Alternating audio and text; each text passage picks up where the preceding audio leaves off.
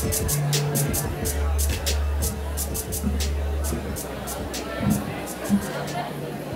I'm Rodney, Van Valkenberg. Hey there, hey there, hey there, oh there. Nice to be here. I think I'll just do this standing. Nothing like following that. I'm going to talk to you today about Les Miserables, and I'm not going to get into the movie or the book or even the play. I mean, it's 3 hours of play and movie. We don't have time in 6 minutes, but I'm going to give you a little sneak peek of what it's like to actually be in Les Miserables as I was at the Chattanooga Theater Center earlier this year.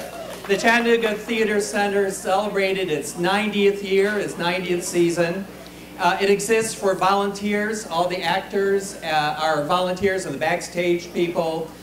They have professional staff as directors, as designers that leads the volunteers in doing the work. I decided to do Les Mis because I have my wife and son. My son went to governor's school, and we were having empty nest syndrome because he's been gone for a week. So my wife and I decided to be a part of Les Mis. I auditioned for the play. My wife ended up being the stage manager, which meant that she had to call the show and do the lights, and she had 350 different light cues as part of the show. And this is me. This is my before picture. I'm nice, conservative, work at Arts Build, just church-going, great kind of regular life, even-tempered. And next, we're going to have the after picture, which is a note to self: why take a selfie at midnight after a show and post it on Facebook or show it in the public? What's interesting, when you do a show, the director says, don't cut your hair, and I didn't cut my hair for like 3.5 months. There's me, the final process. I played Thénardier, who did Master of the House. If you notice, I'm stealing a wallet there on stage with Beth Gumnick, who played my wife, and she is the director of, or the Dean of Fine Arts at Baylor. And this is rehearsal room. We rehearse actually never on stage. We didn't get on stage until the week of the show. So we actually are in the dance studio at the theater center, and this shows part of the battle scenes as we're in very close proximity to actually be behind the scenes. I want to point out this myself with Michael Dexter, Dex, who played John Valjean. What was interesting about Dex, he had to lead the play, but he didn't know the show, was not familiar with the show at all. And partly because he was an African American. He was a black guy who said, this play is not for me, I would never be in it. And it was a very unique opportunity for him to play what was traditionally a white role. Here we have Thomas West backstage with Lauren Johnson. Let me tell you about Thomas. Thomas is not here because he decided to do the play before he went off to New York to study at Juilliard.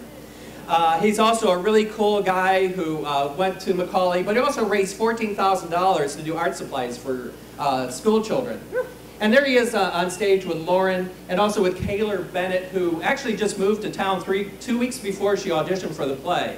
And that's not unusual. What's interesting here is that Thomas is 18, and they're like in their late 20s, and they're all love interests. So one of the interesting things is, how do you deal with that kind of relationships at that age?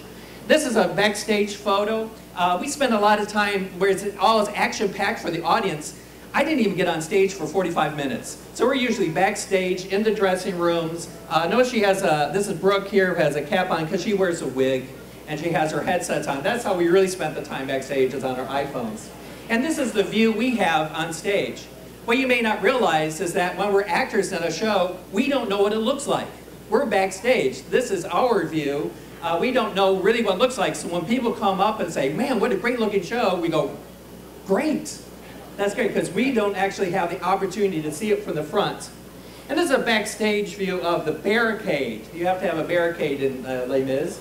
And the scene shop back here, and how it's put together. And they have a scene shop that's about as big as 2 basketball courts back there. And they store things back there. This is actually not even finished yet with the volunteers. And now you can see where it looks finished for the battle scenes. Let me tell you, when you give a bunch of guys guns, it's like Kids' Day again.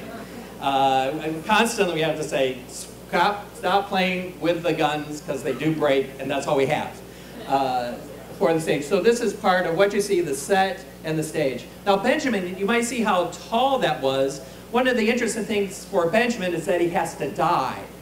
And part of dying is actually he had to fall off or jump off 6 feet of the set into, there was no mat or anything, but just had actors backstage there ready to break his fall or catch him. That's one of the things to see. Now, here's Greg Glover. If you ever wonder what anchor people do when they're after the 6 o'clock and what they do between the 6 and the 11 o'clock news, in Greg's case, it's going to rehearsal. And often he comes to rehearsal wearing jeans and t-shirts, and he's in a suit and tie, ready to go back into the news. And many times during rehearsal, he says, I have to go do a promo at 10:30, so I have to leave. Now this, he also had to die, and there's a mattress there that you see that he has to fall into. And Greg talks about how freaked out it is. You imagine doing the trust fall every night into the mattress right there. But the problem is he kept bouncing back, and they had to have people to hold on to him. And also backstage was the orchestra. Tim Hink did an amazing job of rescoring the show for 7 musicians who were backstage. People thought it was canned music because they sounded so good, but honest to goodness, we're on stage listening and working with a live orchestra who are backstage in the corner.